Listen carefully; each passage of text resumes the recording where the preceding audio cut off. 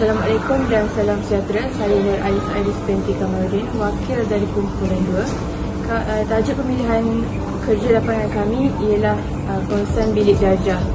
Antara perkara yang kami bincangkan, yang pertama adalah penggunaan BBM, susunan bilik darjah dan juga pengurusan bilik darjah.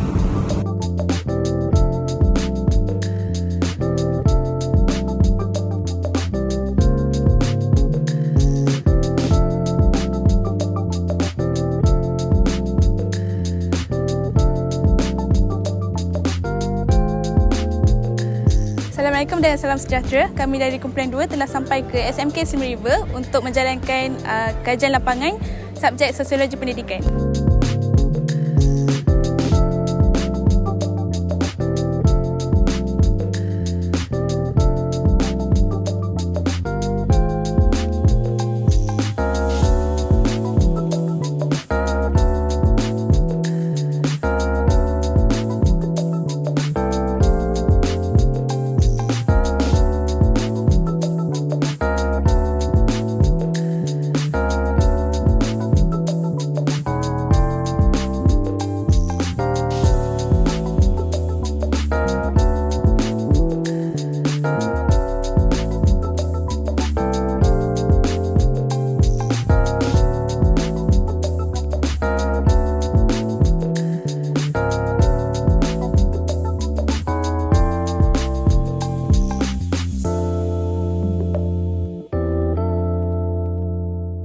Assalamualaikum dan selamat sejahtera. Hari ini saya bersama dengan Cikgu Jazlan atau lebih mesra panggil Cikgu J.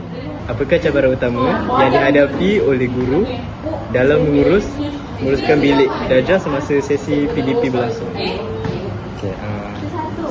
Selamat sejahtera. Pengalaman saya semasa mengajar di sini, cabaran semasa mengajarlah PDPC begitu. Yang pertama itu dari segi tahap penguasaan pelajar yang sekarang yang kita tahu pengajaran ini lebih kepada IT begitu kan. Lagi-lagi kalau saya pendidikan seni dan kalau macam tunjuk secara manual tuh dia agak mengambil masa yang panjang. Jadi saya lebih menggunakan IT begitu. Tapi cabaran utama saya itu yaitu di sini lebih banyak kepada pelajar orang asli.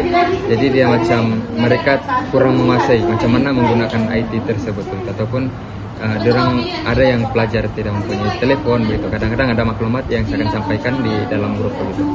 Tapi mereka tidak mempunyai telepon bimbit begitu untuk ambil telah.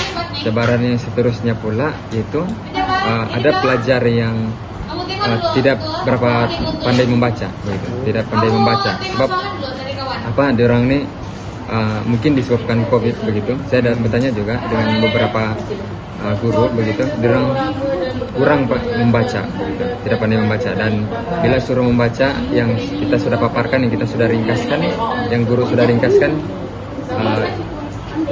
kurang paham juga. Ya, itulah. Macam mana cikgu nak mengatasi masalah pada murid-murid itu?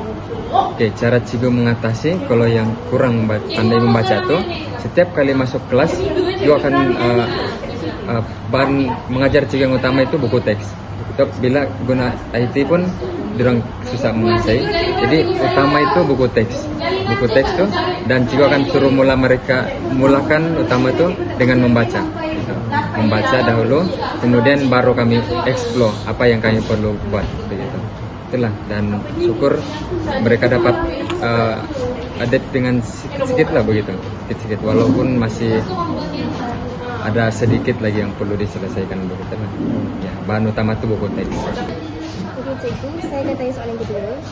Apakah faktor yang paling penting dalam pengurusan bilik darjah yang membantu guru untuk memastikan murid-murid belajar dalam suasana yang semesta dan produktif? Untuk suasana ataupun untuk macam belajar, cikgu akan pastikan mereka duduk dalam pertama tu cikgu akan masukkan mereka dalam kumpulan. Dan kalau keadaan selesa, macam biasa dalam bilik seni, cikgu akan suruh mereka simpan beg di belakang. Kemudian macam mana cikgu menarik perhatian mereka untuk belajar subjek cikgu. Jadi cara cikgu iaitu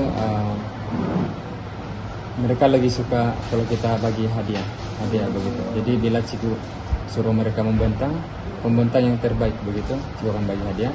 Kemudian karya yang terbaik pun cikgu akan bagi hadiah, dan mereka akan excited untuk buat kerja begitulah, dan sangat selesa begitu dalam kumpulan. Dan bila dalam PDPC itu biasalah, kalau seni kan dia macam kita panggil macam mereka kan lebih bising, tapi itu yang kemeriahan itu yang cikgu mau, sebab itulah keselesaan mereka belajar. Dan bila mereka bising tuh kerja mereka akan sentiasa berjalan begitu. Itulah. Saya akan tanyakan tentang soalan yang ketiga tentang pengurusan bilik darjah. Apabila cikgu mengajar, apakah jenis komunikasi yang cikgu gunakan dalam pembelajaran cikgu dalam PDP? Contohnya dalam bentuk lisan ke, bukan lisan, ataupun audio visual, ataupun cikgu ada cara-cara lain? Okey, cara cikgu mengajar ataupun komunikasi yang cikgu gunakan dia lebih kepada visual. Sebab cikgu ajarkan PhD kan, visual ni dia gambar lah begitu, gambar. Dan juga cikgu ada menggunakan BBM yang menarik lah begitu. Dia kotak beracun, tapi cikgu akan gunakan visual macam contoh Doraemon, visual ikan begitu. Sebab student sini dia lebih suka kepada visual yang menarik begitu. Jadi dalam satu BBM itu cikgu akan buat contoh kotak beracun, dan dalam kotak beracun itu ada satu isi yang ada dalam teks sama, tapi dia berbentuk betul cara komunikasi yang berbeza begitu, cara penyampaian yang berbeza sebagi. Jadi cara saya mengajar itu, cara cikgu mengajar, cikgu akan bagi visual lah begitu. Contoh macam warna, cikgu akan bagi cikgu akan bagi satu warna dan apa bentuknya begitu. Contoh lah contoh macam warna, contoh cikgu bawa payung. Okey, ini payung kan, payung ini warna apa gitu, warna merah. Okey, kita akan tahu warna apa, merah begitu lah. Itulah contohnya. Okey, apakah kesan yang pelajar dapat daripada contoh cikgu katakan BBM kan? Apakah cikgu nampak kesan daripada BBM tu kepada pelajar? Kesan dia saya rasa mereka lebih excited untuk masuk kelas cikgu lah begitu, lebih awal masuk kelas cikgu. So ya kadang-kadang pelajar ni kalau tidak menarik sudah apa yang kita bagi tu, orang akan lambat untuk masuk bengkel PSB lah begitu. Lagi-lagi kalau seni memang akan turun di sini lah begitu, so takut mengganggu suasana kelas jadi kotor kan begitu. Jadi kesan yang saya nampak itu mereka lebih suka datang awal kelas, kemudian mereka juga suka baca apa yang cikgu sudah letakkan. Mereka kan cikgu boleh saya baca lagi apa yang cikgu isi. Kenapa banyak kertas nih gitu. Jadi mereka baca. Tapi sebenarnya cikgu print daripada yang buku teks yang sama. Tapi cikgu ringkaskan. Nampak seronok lah. Nampak seronok. Terima kasih cikgu. Baiklah cikgu, saya akan sambung dengan soalan keempat, iaitu strategi pengurusan bilik darjah. Okey. Sebagai seseorang yang pernah bersekolah di sekolah menengah kan, saya percaya bahawa bilik darjah yang kondusif menjadi salah satu faktor lah kepada pencapaian prestasi akademik murid. Jadi bolehkah cikgu ceritakan sedikit berapakah jumlah murid dalam kelas ini? Okey. Saya ada 6 kelas, tapi paling ramai 32 orang. 32 orang. Itulah kapasiti untuk kelas ini lah. Dan apakah jenis susunan meja dalam kelas ini? Boleh tak cikgu terangkan sikit? Okey, susunan meja dalam kelas ini cikgu lebih mengambil kepada PK21, iaitu susunan berkumpulan. Susunan berkumpulan. Boleh ke kalau saya nak minta cikgu untuk jelaskan kenapa susunan meja macam ni dipilih untuk kelas ni lah? Okay. Kenapa cikgu pilih susunan PK21 iaitu yang berkumpulan? Sebab bukan saja sudah dianjurkan oleh KPM, Kementerian Pendidikan Malaysia, tapi untuk memudahkan lagi pelajar itu berbincang dalam kumpulan. Sebab sekarang lebih kepada kerja berkumpulan, ya memudahkanlah kerja berkumpulan itu. Dan juga susunan meja ini juga tidak memudahkan kerja berkumpulan saja, tapi kerja individu pun mudah juga lah. Semua menghadap ke hadapan begitu, susunan meja. Baik cikgu, untuk jawapan cikgu sebentar tadi tentang bilangan kapasiti murid dalam bilik darjah mencecah sehingga 32 orang pelajar. Jadi macam mana cikgu handle pelajar-pelajar ni supaya tingkah laku mereka dalam kelas ni sentiasa baik?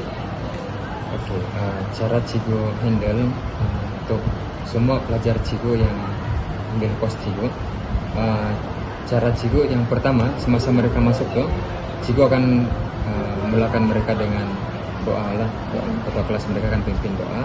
Selepas daripada doa tu, cikgu akan dahulukan perempuan dahulu yang duduk. Kemudian cikgu akan periksa satu persatu lelaki.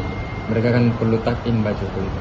Dan apa yang cikgu dapat, mereka akan rasa okey, cikgu ni cermat. Jadi mereka akan betul-betul cermat dengan dari segi penampilan begitu, dan disiplin mereka.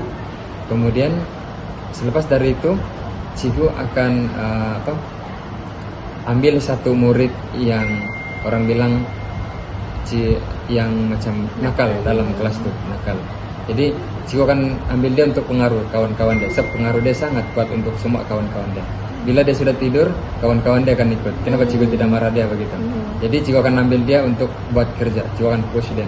Jadi bila bila kawan-kawan dia nampak buat kerja, jadi kawan-kawan dia akan ikut. Dia lah begitu cara cikgu handle. Jadi macam kalau dalam contohlah jangka masa cikgu mengajar tu dalam masa sejam.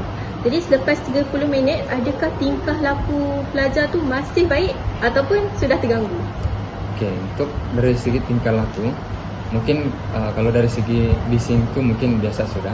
Tapi dari segi tingkah laku yang tidak baik ataupun lebih kasar dipanggil macam kurang ajar begitu, setakat ini belum ada lagi lah begitu. Sebab ya itu cara cikgu akan ambil yang betul-betul nakal. Bila dia sudah nakal dan marah begitulah, marah tapi tidak mengeluarkan kata-kata kesat begitu. Dan bila cikgu itu sudah berani marah yang nakal, yang lain-lain itu akan terpengaruh. Dan sebab itulah yang nakal nih yang mempengaruhi semuanya begitu. Jadi setakat ini dari awal sampai akhir tingkah laku mereka sangat oke lah begitu. Terima kasih cikgu. Antara cabaran yang kami hadapi semasa dan sebelum kerja lapangan dijalankan adalah yang pertama, sekolah tidak menerima surat kerana tiada surat daripada JPN, dan yang kedua, semasa sesi temu bual ada seseorang pelajar PPKI yang mengganggu suasana sesi temu bual.